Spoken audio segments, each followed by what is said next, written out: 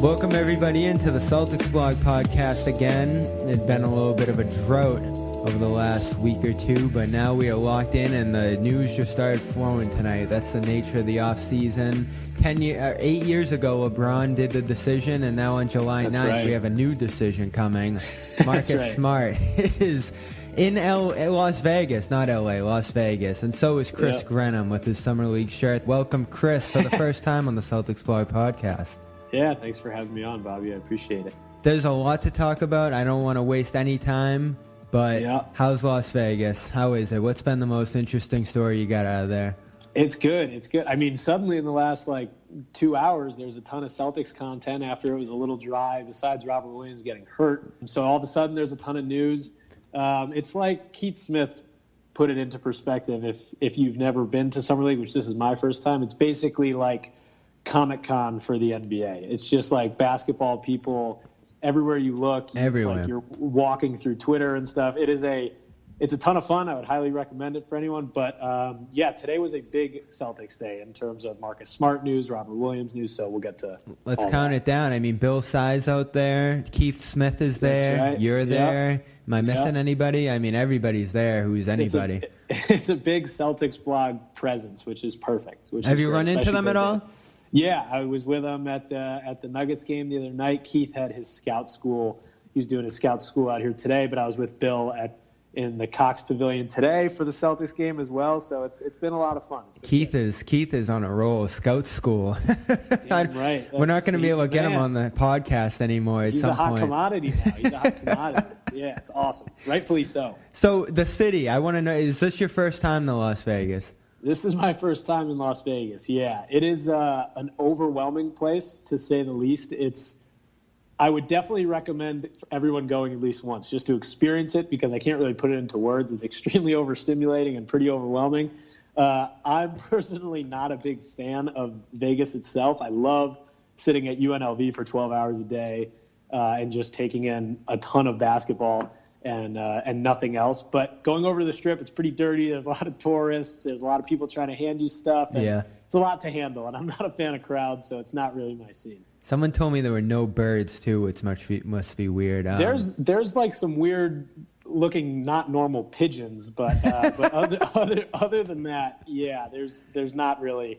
Yeah, there's no birds. Were you stunned to see Marcus Smart there tonight? Was anyone expecting him to be there? Because this is how it goes down. We got Keith reporting, we got you recording, Andrew Doxey is digging, so we're all digging here. We're all trying to figure out what's going on. I see the pictures flowing in from you, and that's basically the Celtics reporter entourage just chasing him through the staging, through the concourse. Yep, there's the word. Yeah. So how did that all start to go down tonight?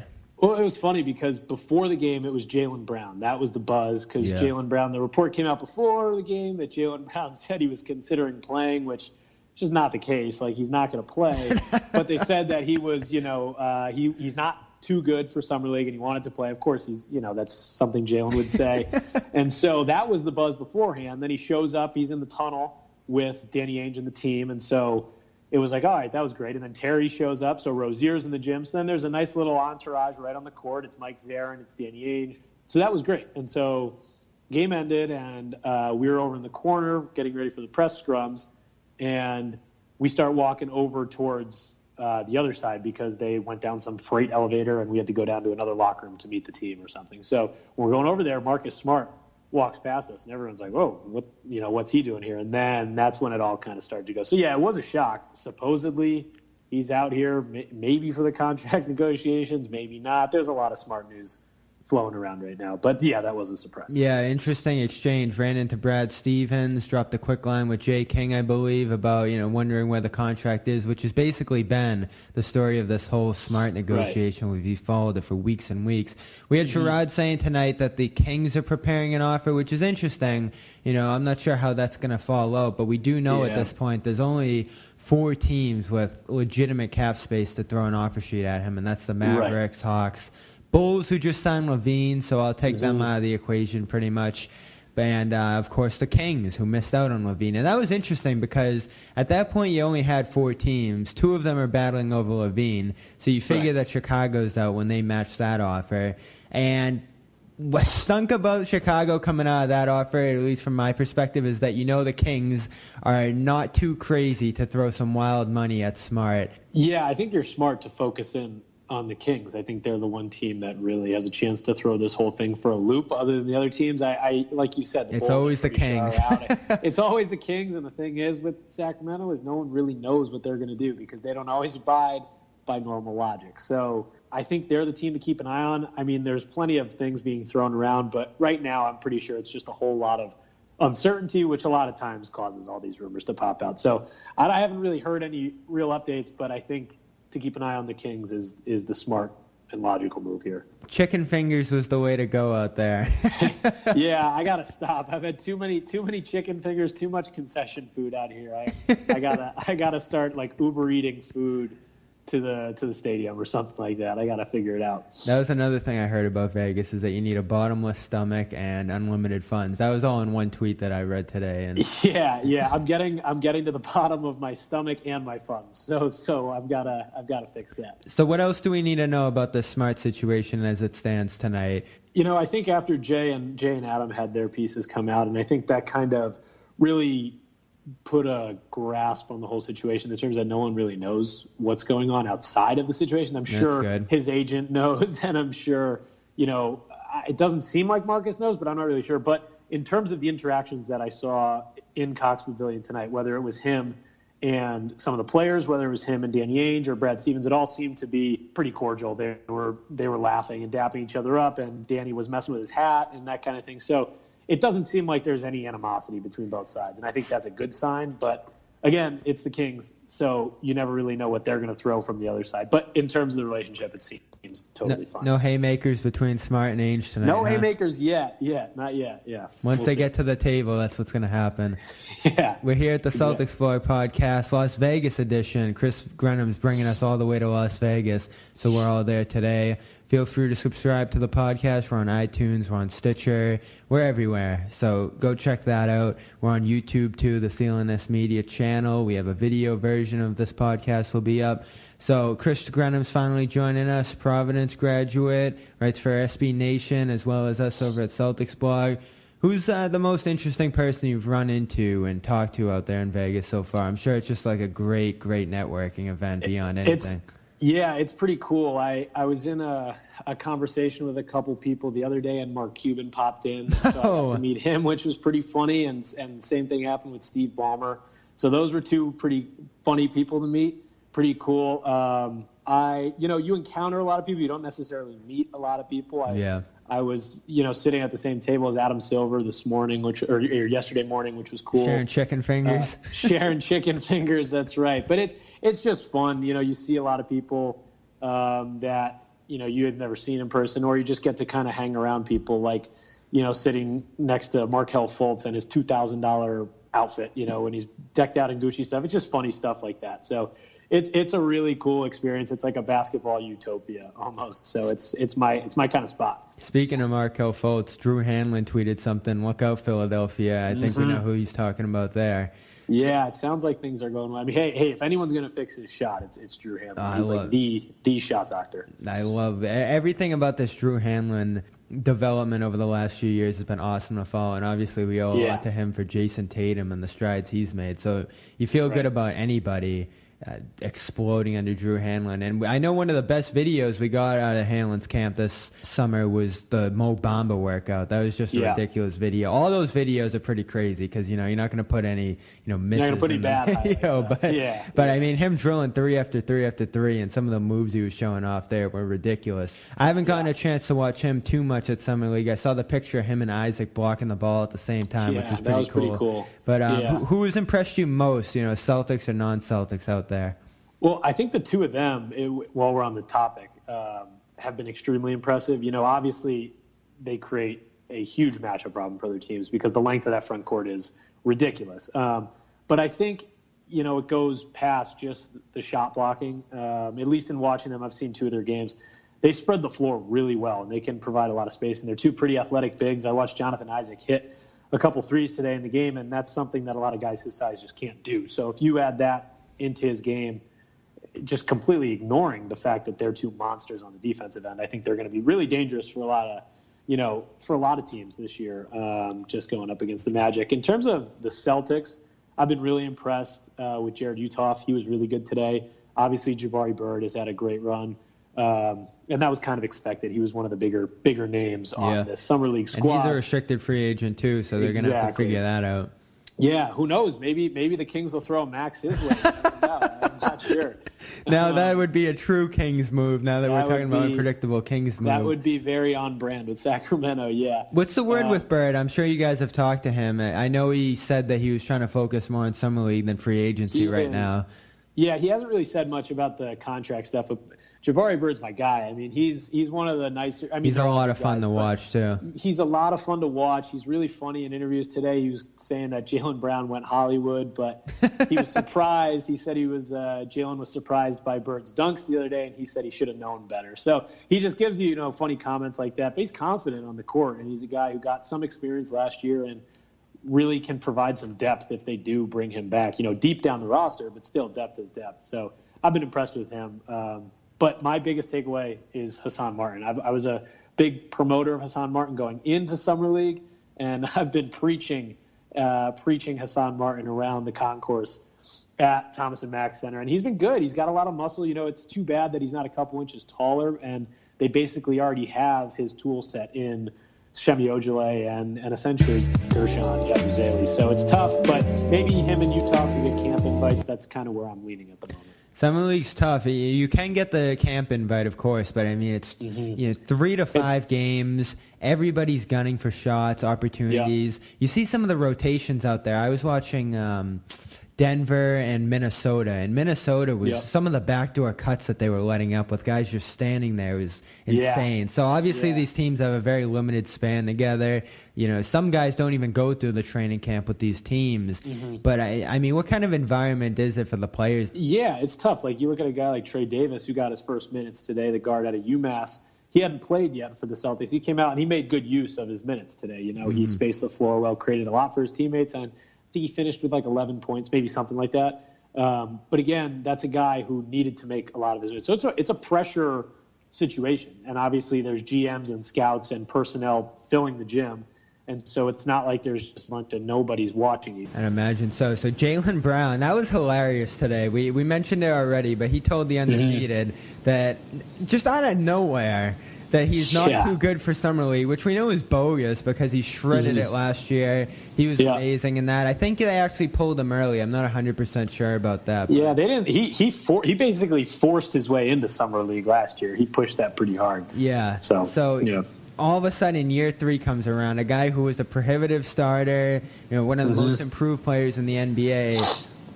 I don't know how serious he was. He's a pretty serious guy, so I'm sitting there thinking that this is 100% serious, that he's going to run onto the floor and drop 45. My friend's like, all right, I got to bet the Celtics right now, which you could do out there in Vegas, of course. Yeah. Not very ethical, but how serious was the chance that Brown was going to play in this? Obviously, the Celtics weren't going to let him, but, I mean, where did that push come from his end? Did anyone talk to him today?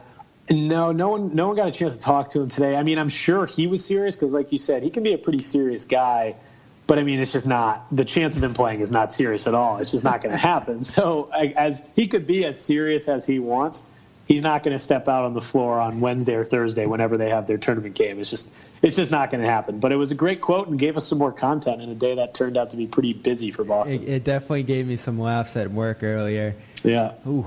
So – all of a sudden, Summer League's fun. Celtics wrapping up their slate. Playoffs are coming up, right? So they're going to be in at 2-1.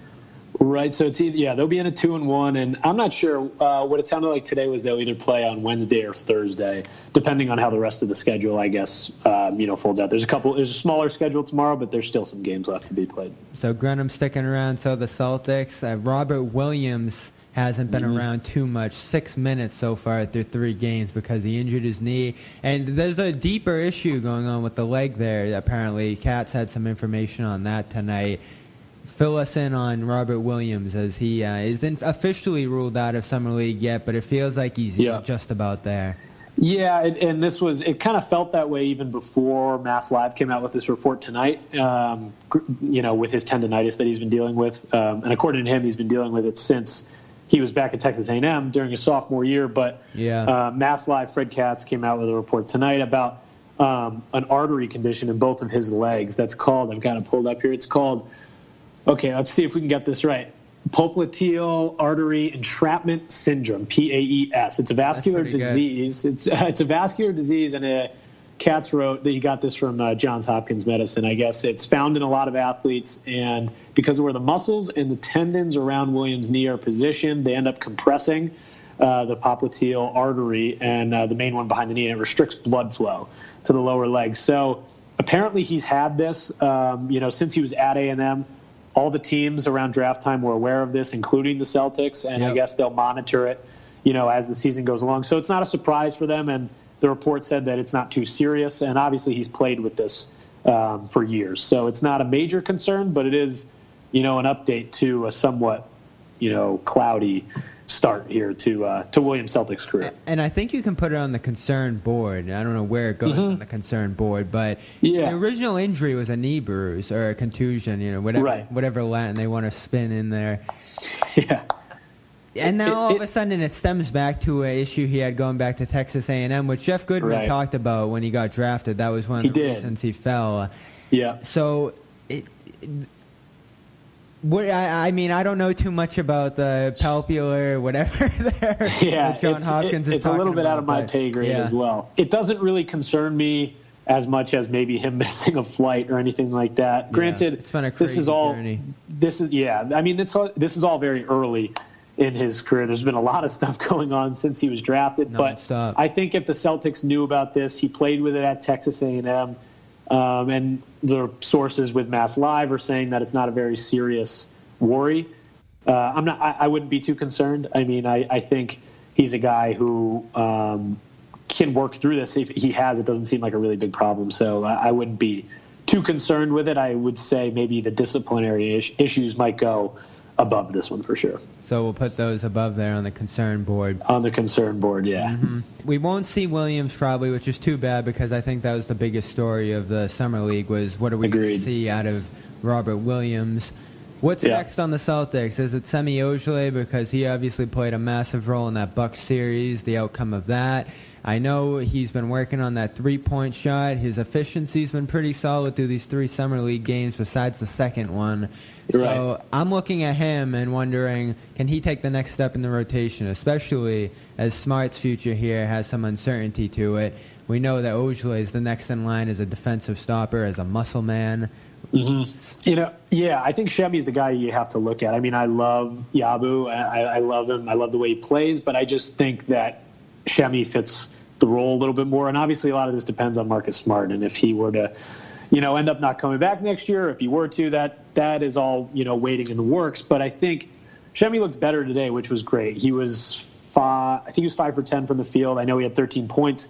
And that was nice because, like you said, against the Nuggets, he looked pretty bad. He had 3 points, and I think he was 1 for 5. He just wasn't very assertive. Tonight he was, and he played 30 minutes. And I think he's someone who can step in and play an impact for this team next year on the depth chart, more so than Yabusele can. And, I'm sure there's some debate there with a lot of people because they play similar games, and the Celtics have kind of turned them into these 3-and-D muscle men. But I think Shemi's a guy who can step in and play pretty well. And tonight was good for his confidence and for Celtics fans to see that he wasn't sliding. I'm sure they worried against the Nuggets. One of the reporters apparently said as the team were running out tonight that the Celtics look like a football team, which is just such a that was Mark. Which is one of the plainest ways you can put what we talk about on Twitter all the time with this team, and it's translating to Summer League now. Mm-hmm. Muscles are one thing. Hair is another thing. So we got to talk to you about your hair real quick. Me and Chris both love our hair, but 66% of men lose their hair by age 35, and once you notice the hair loss, it's already too late. So you need to keep the hair you have rather than replace it. You hear about replacement a lot. The actual trick is to keep it. And to do that, you got to get ahead of the game, and the team that's ahead of the game that you need to get on is Hims, forhims.com. We've told you about it here before on the Celtics Blog podcast. It's your one-stop shop for hair loss, skincare, general wellness for men. They connect you with real doctors, medical-grade solutions that help you treat your hair loss. I don't know how much you've thought about this, Chris, but I think about it all the time. And I thought about it. Yeah, yep. You're a little older than me, but once I get to your right. age, I'm going to be thinking about Hims, because they give you the generic equivalents to the name brand prescriptions to help you keep your hair. So there's no waiting room, no awkward doctor visits. You save hours by going to 4hims.com. In fact, you save hundreds.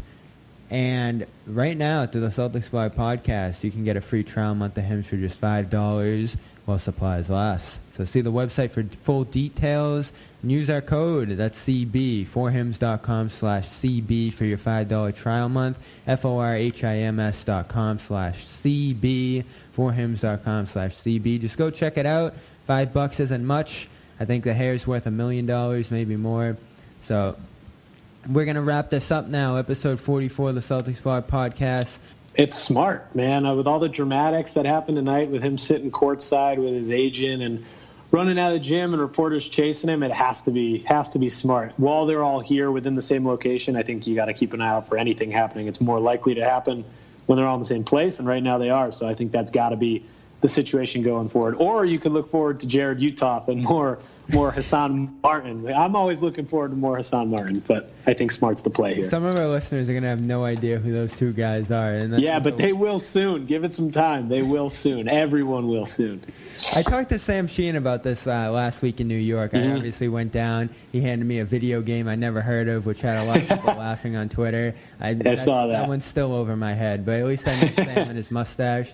He threw me on a bus and put me in the right direction that got me back to where I was staying. So there you all go. Good. Bought me a drink. We recorded with very grainy video quality, which obviously the Celtics Blog audience didn't like on that day. But one of the things we talked about was, if Lord willing they lose Smart, or not Lord willing, the opposite of whatever that is. Yeah, I got you.